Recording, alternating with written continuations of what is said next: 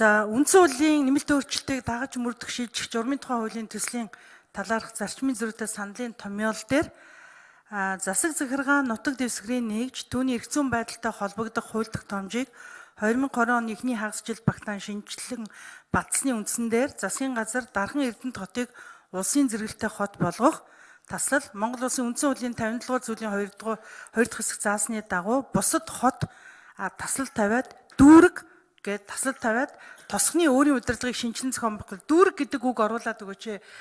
Миний гаргасан үндсэл бол Баянзүрх дүүрэг бол одоо 370-80 мянга хүрж байгаа шүү. Бараг хүн амаараа бид нар 360-аар ярьж байгаа.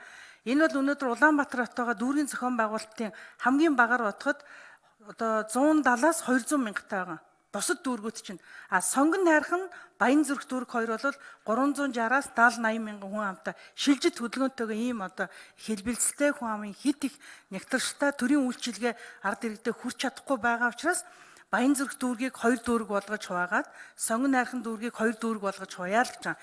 Тэгэхээр томьёол дээр бол бусад хот таслал тавиад дүүрэг тэгээд таслал тавиад тосгон гэл ганцхан дүүрэг гэдэг үг нэмээд оруулаад өгөөч гэж гуйж байна. Тэгэхгүй бол наадах чинь хуваагдахгүй. За дүүрэг оруулж болох юм байна тийм үү? Бусад хот, дүүрэг, тосхон. За тоосронгоо тайлбарлая. 2 дугаар микрофон.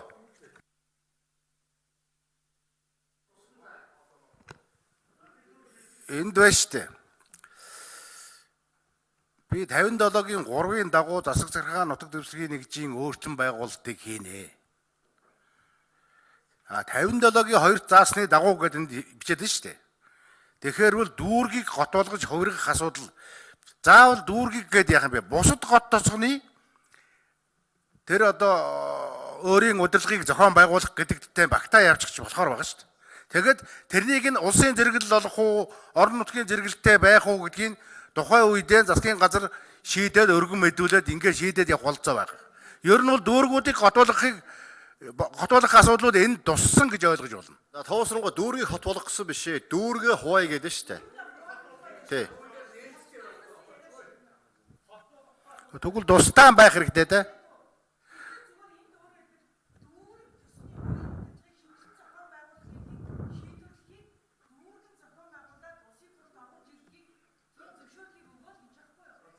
За оруулч болох юм байна.